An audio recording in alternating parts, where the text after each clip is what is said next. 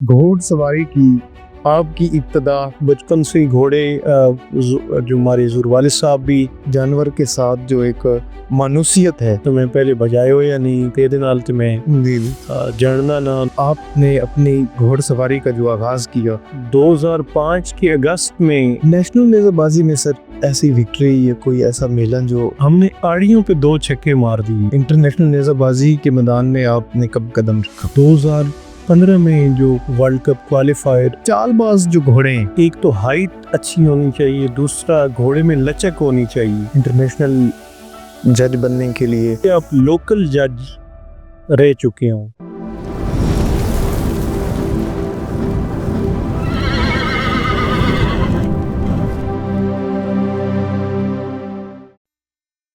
अस्सलाम वालेकुम, मेरा नाम है बिलाल शफी और आप देख रहे हैं सुल्तान नेज़ाबाजी टूर्नामेंट। आज हमारे साथ जो स्पेशल गेस्ट हैं उनका नाम है साहबजादा सुल्तान मोहम्मद बहादुर अजीज साहब। अस्सलाम वालेकुम सर। वालेकुम अस्सलाम बिलाल साहब, उम्मीद है आप खैरियत से होंगे। जी अल्हम्दुलिल्लाह सर। सबसे पहले आपका बहुत शुक्रिया, आपने इतनी गुनाहगो मसरूफियात से कि हमें टाइम मिला इस मसरूफियत में सर। हमारे लिए जी बड़ी ये खुशाइन चीज़ है कि जो हमारा रवायती गेम है नेज़ाबाजी, उस पे आप प्रोग्राम करने जा रहे हैं और इंशाल्लाह से अपकमिंग और भी काफ़ी सारे इस सीरीज़ में प्रोग्राम्स होंगे जो पाकिस्तान नेज़ाबाजी के लेजेंड्स हैं और फिर स्पेशली हमारे क्लब के हवाले से भी यकीनन काफ़ी शख्सियात हैं जिनकी कंट्रीब्यूशन है। सर सबसे पहले ये बताइए कि घोड़सवारी की आपकी इब्तदा किस उम्र में हुई और कहाँ से आपने अपनी जो घोड़सवारी है वो सीखी? अ, घोड़सवारी तो बचपन से ही हमने क्योंकि बुज़ुर्गों से घोड़े चले आ रहे थे जी जी।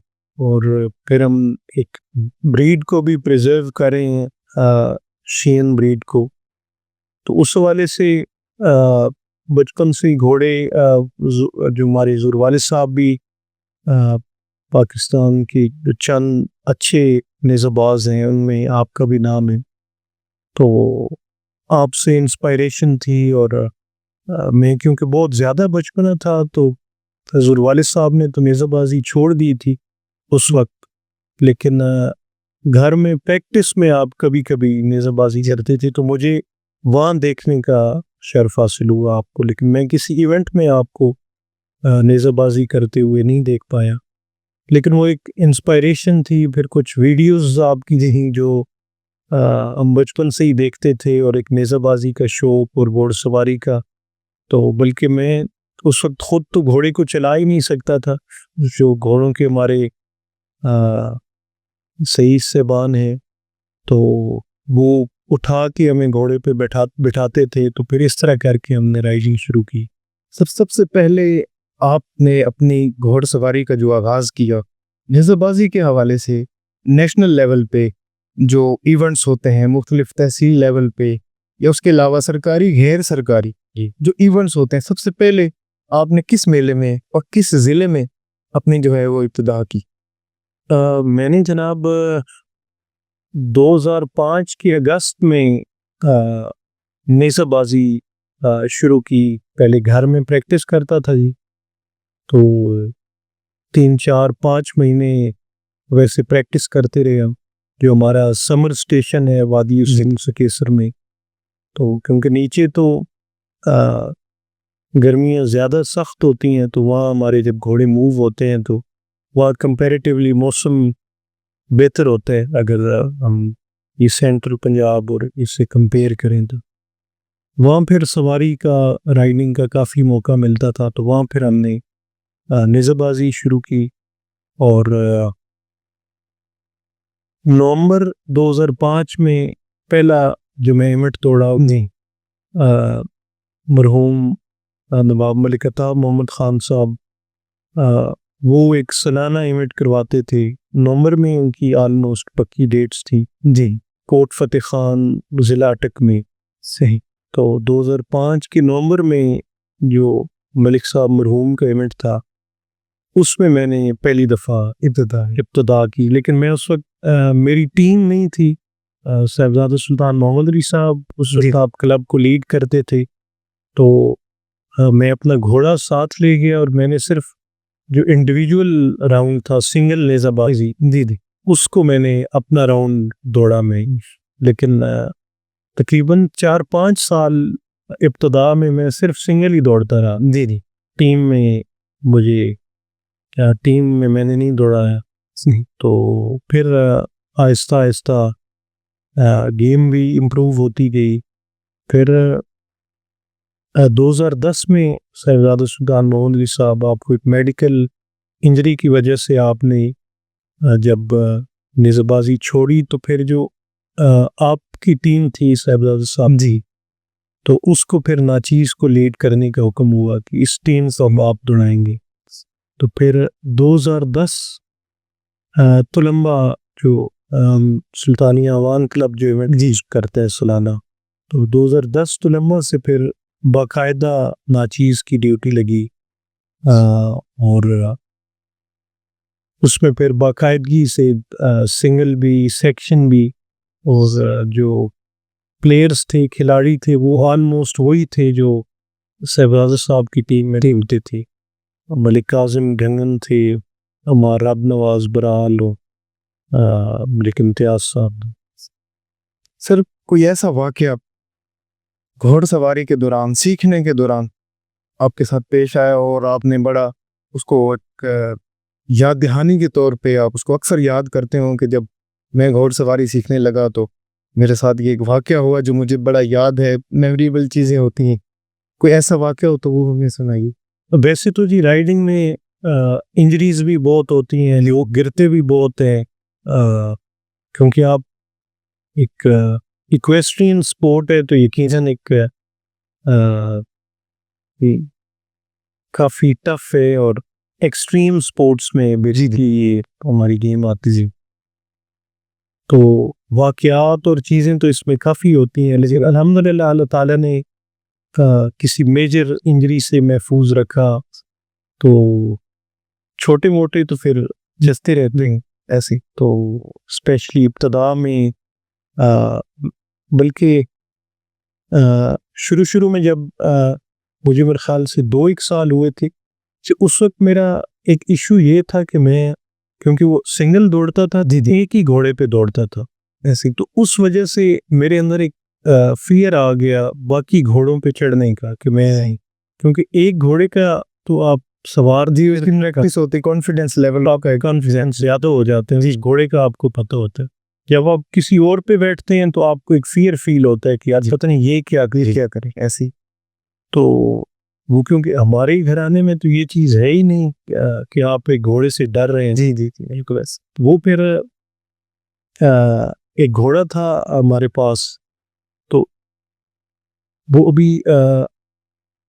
भी सीखने के मरहले में था, लेकिन काफ़ी तंग कर रहा था जी उससे, मतलब वो सीख भी होता था और पीछे बक भी मारता था, सही, मतलब काफ़ी। जी जो हमारे उस्ताद हैं मलिक हयात, तो वो मुझे नहीं बैठाते थे कि शायद मैं गिर ना जाऊं। सही। तो फिर साहिबजादा सुल्तान मोहम्मद अली साहब, मुझे याद है, ये मेरे ख्याल से 2007 की बात है, आप उम्रे पे थे, आपने मुझे कॉल की तो पूरी रिपोर्ट ली कि आपकी राइडिंग कैसी चल रही है, घोड़े सारे ठीक हैं। तो मैंने सारी रिपोर्ट दी। तो उसके बाद आपने स्पेसिफिक उस घोड़े का पूछा कि उसमें कोई बेहतरी आई है। तो मैंने बताया जी कि उस पर राइडिंग तो चल रही है, लेकिन वो स्टिल अभी काफ़ी तंग कर रहा है, पूरी तरह ठीक नहीं। जी तो आपने मुझे हुक्म दिया कि आप खुद बैठा करें उस घोड़े पे। सही। तो वो फिर, क्योंकि आपका हुक्म भी हो गया, तो मैंने उस पर बैठना था ऐसे ही। तो लेकिन मैं इनिशियली तो बहुत ज़्यादा डरा हुआ था, लेकिन अल्हम्दुलिल्लाह तो फिर जब उस घोड़े पे राइडिंग शुरू की तो वो अल्हम्दुलिल्लाह दौड़ने भी लग गया, ठीक भी हो गया। फिर उसके बाद मेरा फिर भी आहिस्ता आहिस्ता फिर मैंने डिफरेंट घोड़े दौड़ाए। सही। जो साहिबजादा साहब की टीम के थे, उसके अलावा भी जो हमारे थान के जो नए घोड़े ट्रेन हो रहे होते थे, उन पे भी फिर मैं जो हमारे उस्ताद हैं मुझे फिर डिफरेंट घोड़ों पे प्रैक्टिस करवाते थे। तो उसके बाद अल्हम्दुलिल्लाह कॉन्फिडेंस लेवल भी बहाल हुआ, चीज़ों की समझ भी आई जी जी और उस वक्त अल्हम्दुलिल्लाह काफ़ी सीखा भी सही। और अच्छा उसके पैरेलल मुझे जो हमारी अ, चाल वाले घोड़े होते हैं जी, जिन्हें हम टोरे वाले कहते हैं, जी जी तो उन पे भी मुझे हुक्म था। तो जो उसके हमारे उस्ताद ने ज़मान शाह कुरैशी साहब, जी जी पाकिस्तान का बहुत बड़ा नाम है टोरे में, चाल वाले घोड़ों में। तो उनसे मैं वो भी साथ सीख रहा था जी। सही।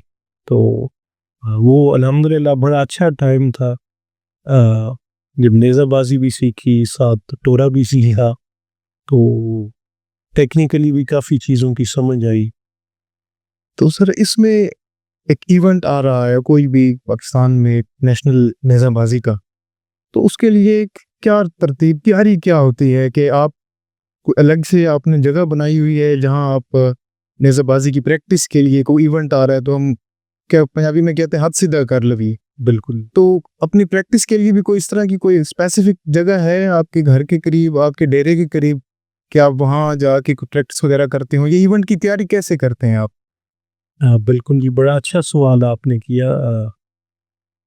शुरू में तो जी बाकायदा जब हमारे बुज़ुर्गों की रूटीन थी वो तो जब कोई भी इवेंट होता था तो जो टीम थी वो मतलब बाकी जैसे कोई राइडर केपी के से हैं या कोई पंजाब के दूर दराज इलाकों से, जी तो सबको यहाँ पे बुला लिया जाता। अभी भी हम कोशिश करते हैं कि जब भी कोई इवेंट हो तो हम इकट्ठे हों।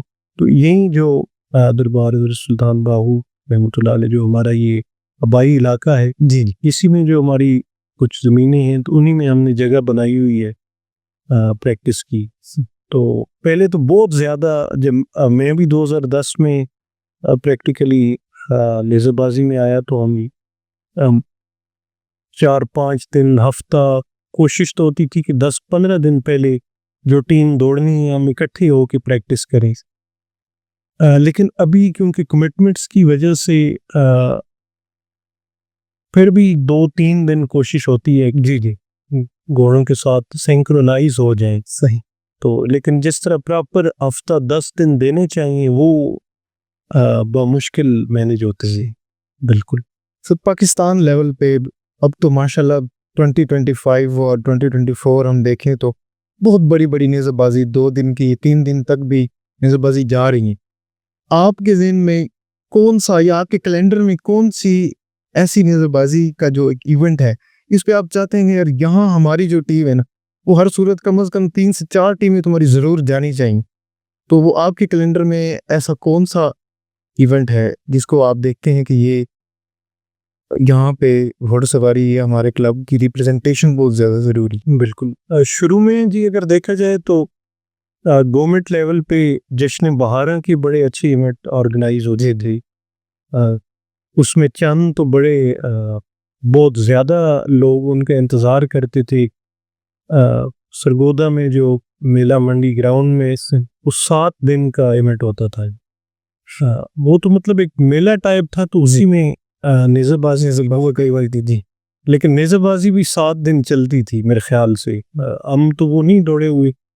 अभी तो मैं दौड़ा हूँ ऐसे 2012 और 15 में भी, और मेरे ख्याल से आखिरी दफ़ा शायद 16-17 में मैं उसमें गया था। अभी उस तरह तो नहीं है जैसे वो 1 वीक का इवेंट होता है जी और उसके साथ फिर हमारा जो ज़िला जंग का जश्न बहारा था वो भी लोगों को बड़ा इंतज़ार होता था उसका, बड़ा अच्छे लेवल पे। इस तरह करके दीगर ज़िलों में भी, खुशाब में, मियांवाली में, बाकी भी कुछ ज़िलों में बड़े अच्छे जश्न बहारा के इवेंट होते थे जी स्प्रिंग में। और फिर एंड में हॉर्स एंड कैटल शो हुआ करता था लाहौर में, सही। फोर्ट्रेस स्टेडियम में, तो उसका भी लोगों को बड़ा इंतज़ार होता था कि तो अभी अगर देखें ना जी तो जो पीछे को मुल्की हालात इस तरह रहे कि जो सरकारी मेले हैं वो ऑलमोस्ट न होने के बराबर हो गए। ये भी मतलब चंद जो गवर्नमेंट ऑफिशियल ज़िले में जो आते हैं अगर वो खुद शौक रखते हैं तो वो कोई असाइनमेंट करवा देंगे। जी जी अदरवाइज सरकारी मेले ऑलमोस्ट ख़त्म हो गए, बड़े चंद होते हैं साल में। ऐसे ही बिल्कुल। अभी प्राइवेट मेले बड़े अच्छे लेवल पे होना शुरू हो गए हैं और स्पेशली बड़ी क्वालिटी ऑफ गेम जी सामने आई है जी। एक तो तादाद बहुत ज़्यादा हो गई है ऐसे राइडर्स की। अगर आप गुजरात वाली साइड पे जाके नेज़ेबाजी करें तो मेरे ख्याल से 1500-2000 का फिगर राइडर्स टच कर रही।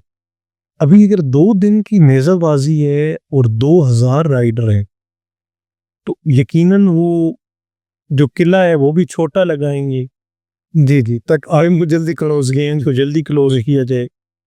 और फिर सिंगल सिंगल भी नहीं दौड़ा सकते। अगर सिंगल सिंगल करेंगे तो वो पता नहीं 2000 राइडर कब जाके ख़त्म हो। जी जी, वो फिर मेरे ख्याल से टीम टीम दौड़ाते हैं। तो इस तरह के इवेंट से मैं वैसे कोशिश करता हूँ कि अवॉइड करूँ। सही। वो मतलब आप इतना दूर से सफ़र करके गए हैं, आगे 2 दिन का इवेंट है, 2000 राइडर आए हुए हैं। तो लेकिन जो मतलब तलक वाले ये दोस्त बाप बड़े प्यार से बुलाते हैं जी, वहाँ फिर जाना पड़ता है जी ऐसे। तो वहाँ जाते भी हैं हम।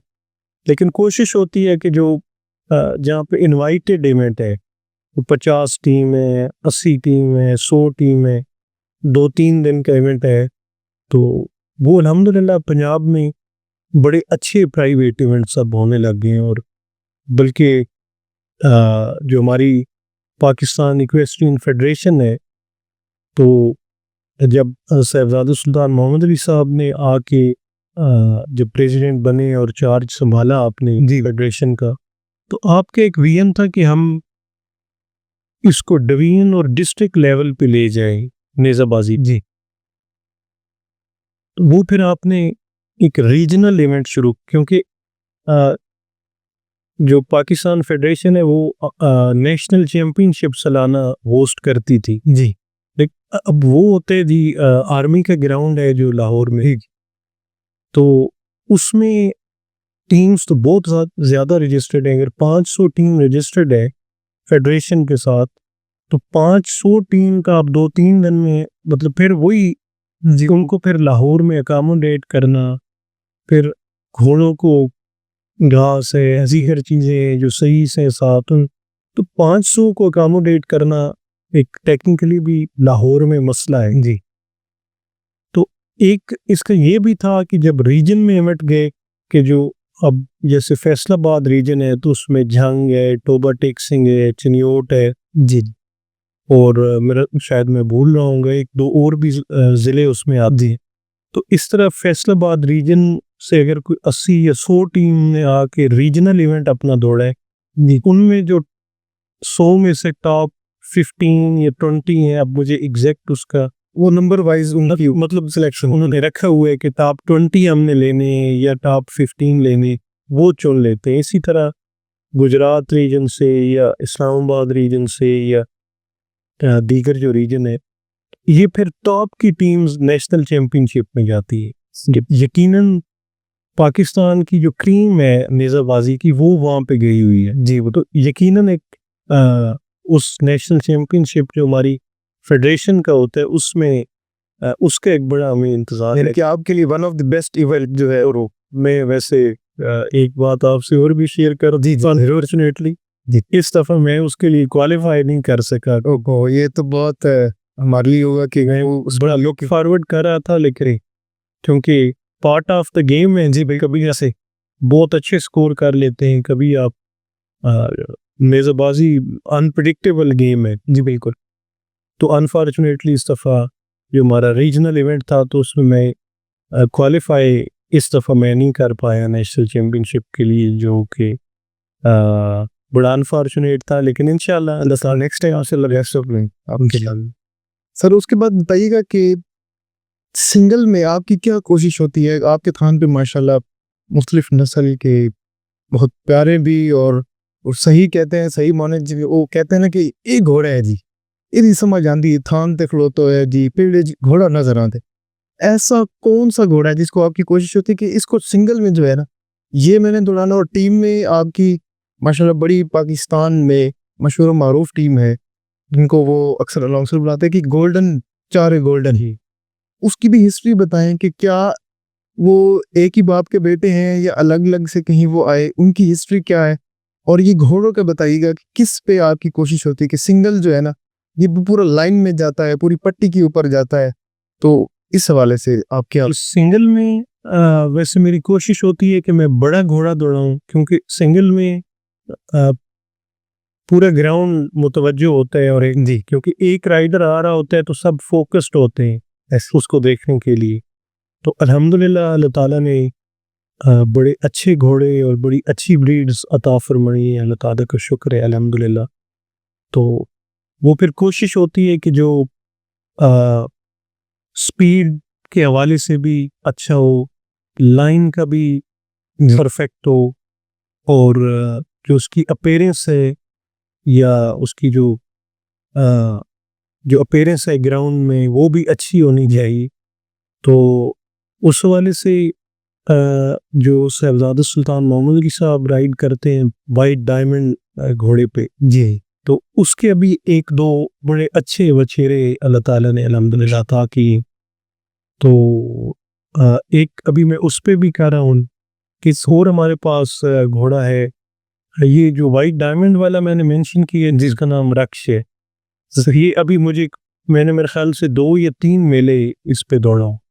सही। और एक और फिर हमारा एक है जी, ग्रे पर्ल घोड़ा है, सावे रंग का है, जी। ग्रे है। और वो अरब मिक्स है, जो घोड़ी है वो जी। जी। हमारी अपनी जो शेन है वो है, और जो घोड़ा है वो हमने बाहर से उसको क्रॉस करवाया था। वो अरब मिक्स है, और अल्हम्दुलिल्लाह बड़ा खूबसूरत घोड़ा है। तो 2 एक मेले में उस पे भी अभी दौड़ा हूँ। जी। जी।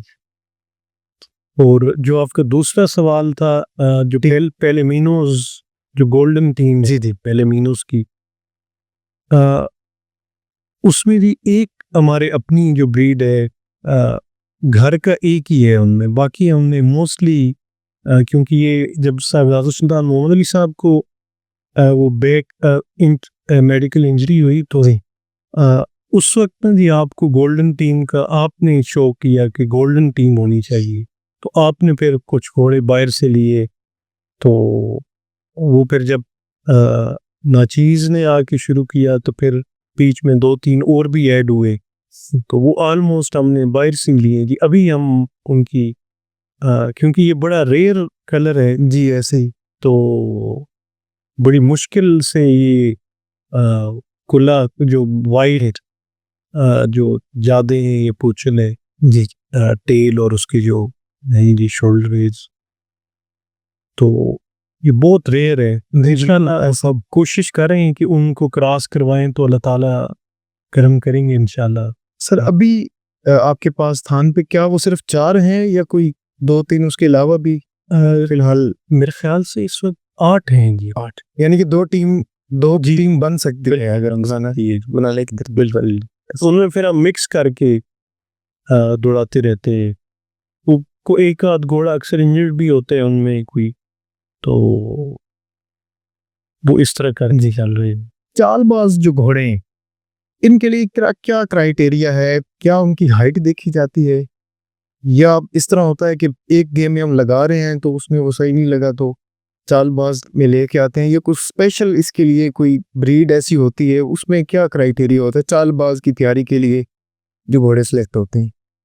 मेरे ख्याल से इसमें एक तो जब हमारे जो यूनिट्स बने हुए हैं घोड़ियों के, और जहाँ वहाँ से जब घोड़ा मेन थान पे दरबार शरीफ आता है, तो एक तो जो चाल वाले घोड़े हैं, एक तो उनकी हाइट बड़ी होनी चाहिए। सही। तो छोटा घोड़ा है तो वो एक आपको फील ही नहीं आएगी, चाहे हुसन नहीं होगा उसका। वजन नहीं होगा। और जी। जी। तो एक तो हाइट अच्छी होनी चाहिए, दूसरा घोड़े में लचक होनी चाहिए। सही। तो मतलब अगर बिल्कुल कुछ सोचती है ठंडा घोड़ा है, तो उसको भी आप वो मतलब उस तरह जी। जी। चाल शायद ना कर सके। ये तो जो मैंने सीखे ज़मान शाह कुरैशी साहब से, ये जो उनको देखे, तो उनकी ज़्यादा कोशिश यही होती चाहिए कि लचक वाला घोड़ा और अच्छा गर्दन बड़ी हो। जी। जी। तो क्योंकि ये एक मतलब ऐसा जिसका पहले तो कंपटीशन भी टोरे के होते थे, लेकिन अब तो हम एज ए एग्जीबिशन ही ले जाते हैं लोग ही, मतलब देखें तो ये भी एक हमारी रवायात थी। और टोरे का बहुत ज़्यादा सब कॉन्टिनेंट में पाकिस्तान बनने से पहले भी बहुत ज़्यादा बड़े फनकार थे इस टोरे के। और फिर आहिस्ता आहिस्ता ये बड़ा कम हो गया, बड़े चंद घरों के पास रह गए। तो लेकिन हम फिर कोशिश करते हैं कि इसको प्रेजेंट करें आवाम के सामने, कि लोगों के माइंड में एक चीज़ ताज़ा रहे कि ये चाल भी एक हमारी रवायात का हिस्सा है, वो फ़न का हिस्सा है, जो हमारे उस्ताद हैं ये जो। सर आपको मुख्तलिफ इवेंट्स में देखा है, चालबाज घोड़े की ही अगर हम बात को आगे चलाएं तो हमेशा ब्लैक कलर, जिसको घोड़ों की ज़ुबान में, घोड़सवारी की ज़ुबान में मुश्का कलर या मुश्की कहते हैं, बिल्कुल। तो उसमें क्या कोई और, जब भी हम देखते हैं वो ब्लैक की होते हैं, शायद घोड़े भी चेंज उसमें होते होंगे, लेकिन कलर के लिहाज से कोई खास खासियत है इस मुश्के में, या वो क्या उसमें को थोड़ा नहीं, शुरू में तो जब हमारे वालिद साहब के घोड़े थे तो वो उनमें सावे भी थे सेनेगाल में। फिर वालिद साहब ने वो दो घोड़े बड़े वो फेमस भी हो गए, नगीना और मस्ताना। जी जी वो क्योंकि दोनों जब लिए वो उस क्राइटेरिया पे भी पूरा उतरते थे कि बड़ी हाइट के थे, वो जो एक टोरे की जितने भी लवाजमात हैं वो उनमें पूरे थे। तो ऐसा तो वो फिर क्योंकि मुश्किल थे तो वो ज़्यादा उन्हीं की वीडियोज़ हैं। फिर जब उन्हीं को ही हमने आगे ब्रीड किया तो अल्हम्दुलिल्लाह जो उनके बच्चे आए तो वो भी बड़ी हाइट के उससे। अभी क्योंकि नगीना मस्ताना दोनों नहीं है, वो फोतो भी है। जी। तो अब उन्हीं की ब्रीड जब आई तो वो भी बड़े कद के थे, तो फिर उन्हीं को ही हमने आगे कंटिन्यू कराया। लेकिन इसमें बाकी कलर्स भी हैं। एक नगीने का वछेरा है जी, वो कुमैत कलर का है। वो अक्सर मैंने भी उसको मेरे ख्याल में एफएमवीज में फोर्ट्रेस स्टेडियम में भी आपके पास है। बिल्कुल एक नगीने का ही और वछेरा है जी, कोबाज। वो भी पिछले 10 साल से सक्सर ग्राउंड्स में भी आए। वो सावे रंग के, इस तरह बाकी कलर्स भी हैं। सर टीम के लिहाज से अगर हम बात करें, आपके पास one of the best list होगी अपने क्लब की, तो आप क्या चाहते हैं कि मैं हूँ, मेरे साथ 3 राइडर और हैं, तो ये इवेंट अच्छा है, क्या आप उसी टीम को कंटिन्यू करते हैं, या अपनी टीम में किसी एक राइडर को आप कोशिश करते हैं कि ये बेस्ट है इसको साथ लगाया जाए, या उसी टीम को ही लेके आप जो है मैदान में उतरते हैं? जी मेरा नहीं जी, वही जो पक्का चल रहे, क्योंकि जो मेरे साथ दौड़ते हैं मलिक काजिम, तो वो क्योंकि मेरे वालिद साहब के साथ भी उन्होंने नेज़ाबाजी की है, फिर साहिबजादा सुल्तान मोहम्मद अली साहब के साथ भी की है। तो इसी तरह करके जो बाकी दीगर राइडर्स हैं तो मैं कोशिश करता हूँ कि उन्हीं के साथ ही जाऊँ। सही।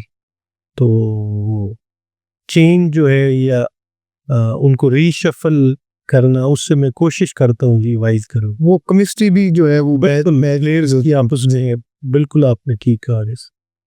सर इस वक्त आपके क्लब के टोटल कितने सवार हैं? ऑलमोस्ट राउंड अबाउट कोई फिगर आपके? तो वैसे जैसे आपने वो अब पहले इवेंट्स की हमने बात की ना जी, तो जो प्राइवेट इवेंट हो रहे हैं और इनविटेशनल हो रहे हैं तो उसमें क्योंकि बड़ी कम दावत आती है, जी जी तो उसमें तो हम तकरीबन हमारी 2 टीमें मोस्टली, कभी 3 की आए तो 3 चली जाती है इसी।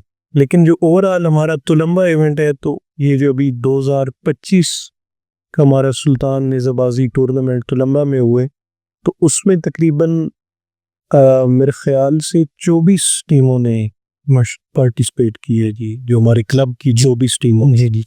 यूनिफॉर्म को देखा जाए बड़ा एक माशाल्लाह मुनफरिद है, और आपकी टीम को देखा जाए तो एक वो, कभी ये भी आप फील करते होंगे कि आज ऑडियंस की नज़र भी लगती है, देखें कि आप राउंड पे राउंड आ रहे हैं, तो फाइनल राउंड्स में आके कभी कोई इस तरह किसी एक सवार का टीम में से को मिस हो जाए, तो क्या ये भी परसेप्शन है कि आप नज़र लग गई है, टीम भी हमारी जुड़ी हुई थी, घोड़ों का कलर, यूनिफॉर्म, इस सारी चीज़ों को मद्देनज़र रखते हुए अगर देखा जाए, तो कभी ये भी आप सोचते हैं कि ये नज़र वाला भी कोई सीन हो सकता है इसमें? इससे भी मेरे ख्याल से डिनाई तो नहीं किया जा सकता जी, ये इस तरह होते हैं मेरे ख्याल से। लेकिन मेरे ख्याल से गेम का हिस्सा है जी। ऐसे तो अगर आप ग्राउंड में गए तो आप हमेशा जीतेंगे तो नहीं। जी बिल्कुल। क्योंकि 4 सवार हैं, कोई एक मिस हो सकता है। ऐसे तो उससे अगर आपकी टीम बाहर हो गई है तो मेरे ख्याल से पार्ट ऑफ द गेम है। और टीम में सर क्या समझते हैं आप? सेक्शन नेज़रबाजी को पसंद करते हैं, रिले जो लाइन नेज़रबाजी होती है उसको पसंद करते हैं टीम के लिहाज से?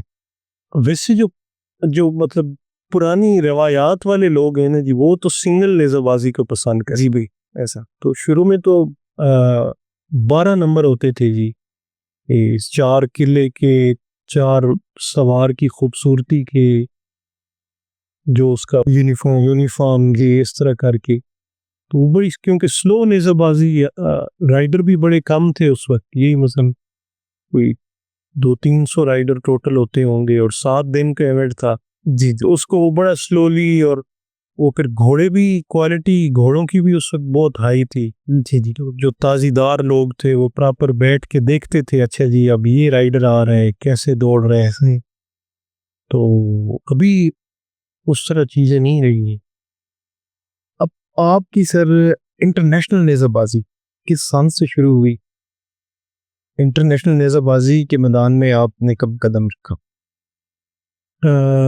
इंटरनेशनल नेज़रबाजी में जी 2015 में जो वर्ल्ड कप क्वालिफायर के लिए टीम सेलेक्ट होनी थी, और उसके ट्रायल्स थे, तो वो उसमें फिर मैंने हिस्सा लिया था जी। पहले हमने उसका कैंप लगाया तकरीबन हफ्ते 10 दिन का। तो उसमें हमारे क्लब के भी राइडर थे, कुछ बाहर के भी थे। तो वो बड़ा अच्छा रहा अल्हम्दुलिल्लाह। फिर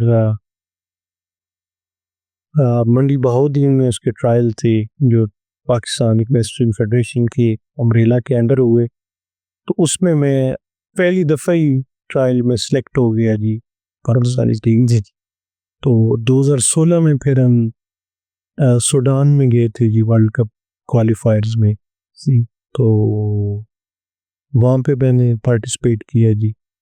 तो उसके बाद एक दो दफ़ा जो ट्रायल हुए तो उसमें मैं सेलेक्ट ना हो सका।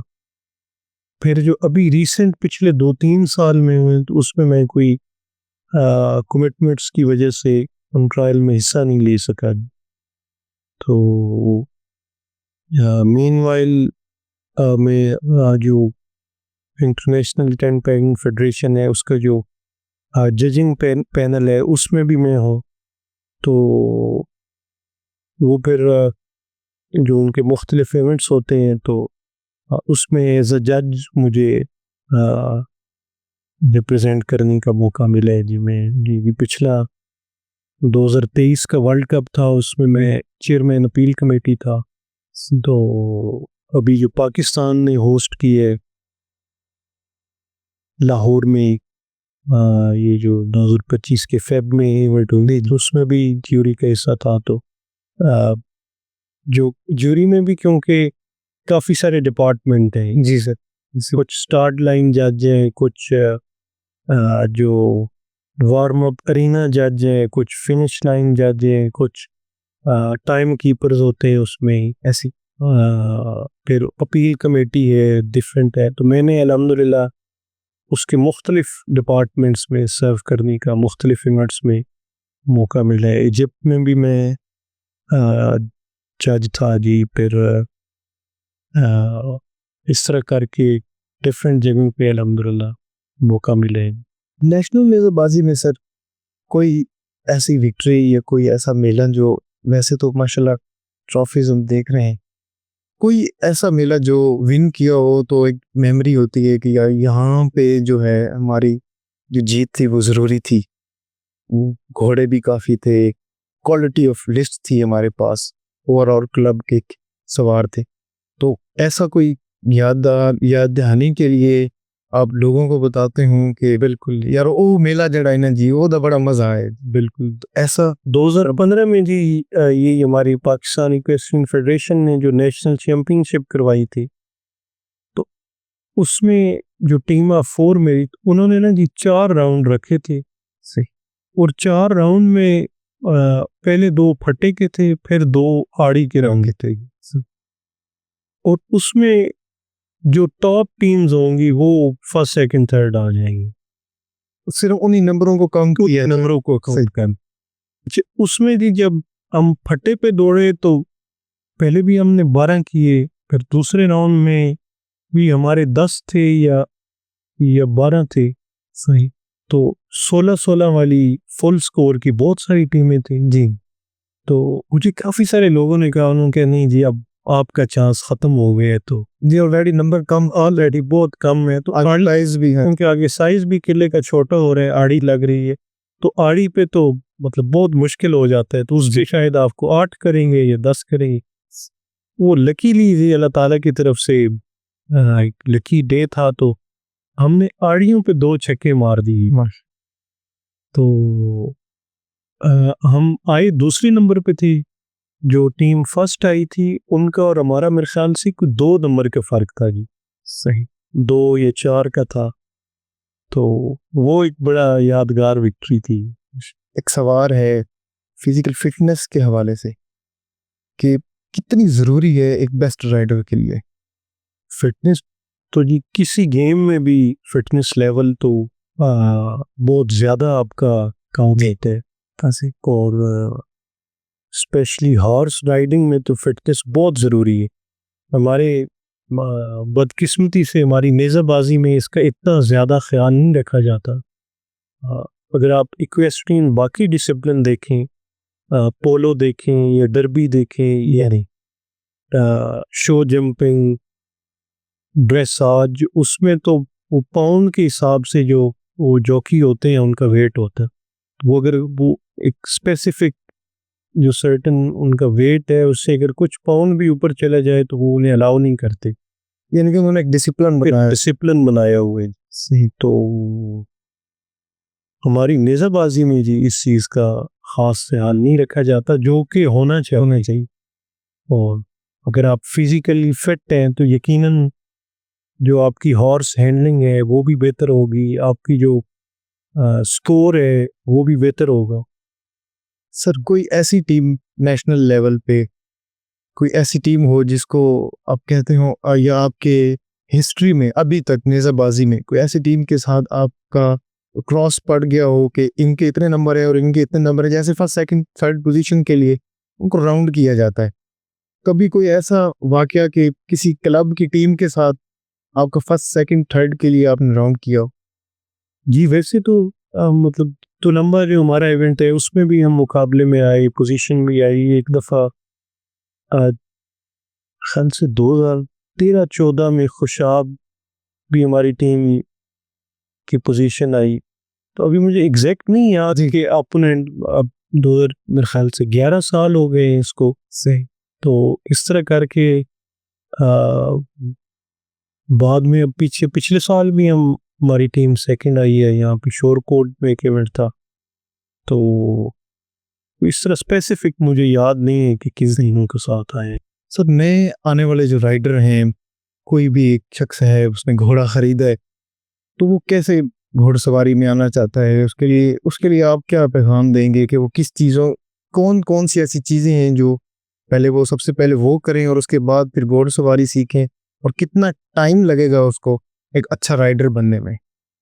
जो लोग भी शहरों में रहते हैं वहाँ पे तो फैसिलिटीज़ हैं, राइडिंग स्कूल्स हैं, जहाँ पे आर्मी के कैंटोनमेंट्स हैं, वहाँ पे आर्मी की राइडिंग स्कूल्स हैं, और वहाँ पे मेरे ख्याल से आसानी से सिविलियंस को भी मिल जाता है एडमिशन, और इतने ज़्यादा चार्जेस भी नहीं है।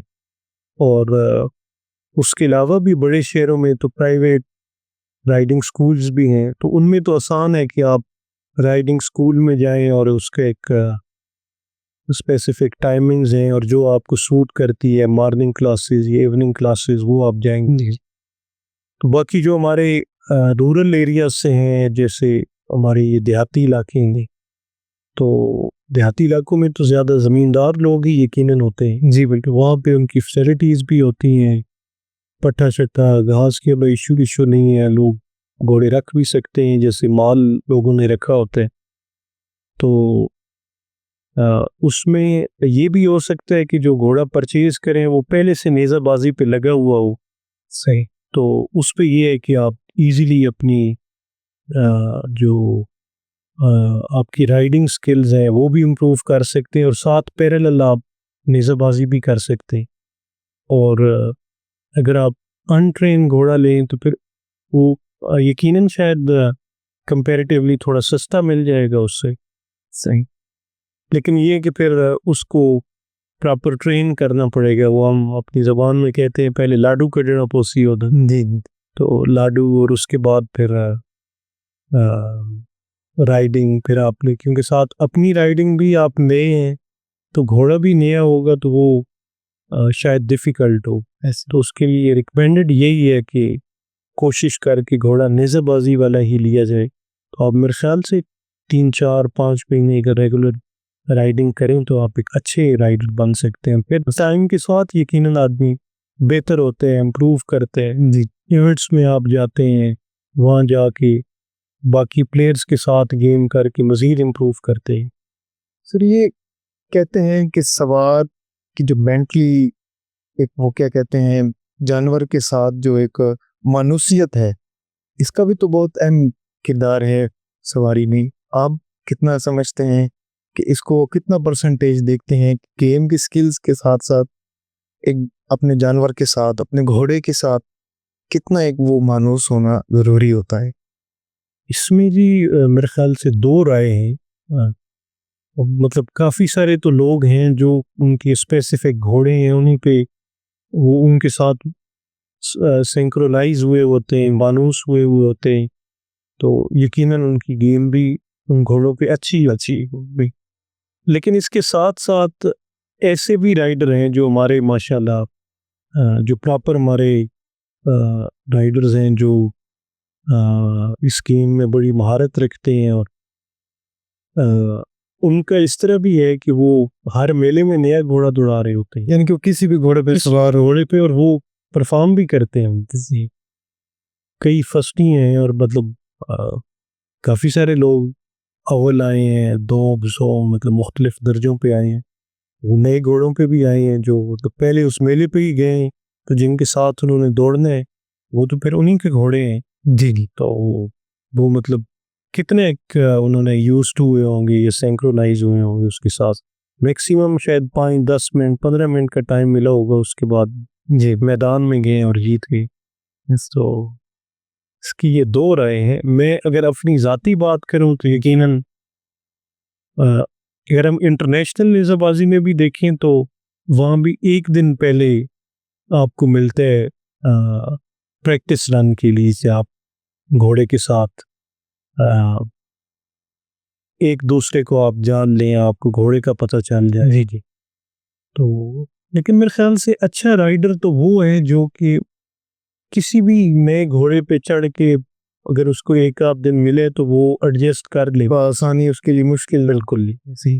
तो मैं तो मेरे ख्याल से इस बात का कायल हूँ कि आपको हर घोड़ा दौड़ाना चाहिए। अब हम इंटरनेशनली जाते हैं तो वहाँ तो हर टाइप के घोड़े होते हैं, बड़े लड़ने वाले भी होते हैं, अच्छे भी मिल जाते हैं। वो तो ड्रॉज होता है तो ड्रॉज में आपका कोई भी घोड़ा निकल सकता है। बिल्कुल। तो उधर अगर आप कहेंगे कि नहीं ये तो मैं पहले बजाए हो या नहीं तेरे नाल तो मैं जी जी। जड़ना ना ते मतलब ये तो फिर जी भी। भाना देंगे। सर इन फ्यूचर आप क्या देख रहे हैं, क्या आप इंटरनेशनल राइडिंग की तरफ दोबारा प्लान है आपका, या जो माशाल्लाह से आप गोल्ड जज हैं इंटरनेशनल निज़ामबाजी के, इसी को ही कंटिन्यू करेंगे? नहीं बिल्कुल ही मैं असल बस पिछले 2 3 ट्रायल्स में दे नहीं सका जी। सही।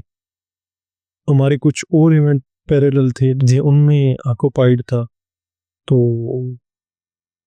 लेकिन इंशाल्लाह अभी अगर नेशनल टीम के ट्रायल्स हुए और मैं अवेलेबल हुआ तो मैं लाजमी चाहूँगा कि मैं आगे तो आप सेलेक्ट हो ना हो वो तो ही वो इसी बात की बात है जी, और वो मैटर नहीं करती है। इसलिए आप अटेम्प्ट करें एटलीस्ट।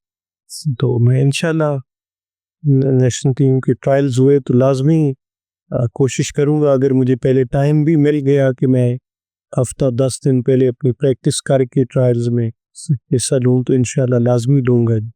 तो अभी तो ये अपनी जजिंग को भी कंटिन्यू कर, मेरे साथ कोई भी इवेंट होता है जहाँ पे ITPF को, इंटरनेशनल कैन पैकिंग फेडरेशन को ज़रूरत होती है, जहाँ पे वो मुझे नॉमिनेट करते हैं तो मैं वहाँ भी पहुँचने की कोशिश करता हूँ।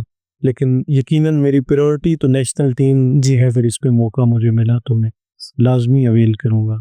सर इसका क्राइटेरिया क्या है एक इंटरनेशनल जज बनने के लिए?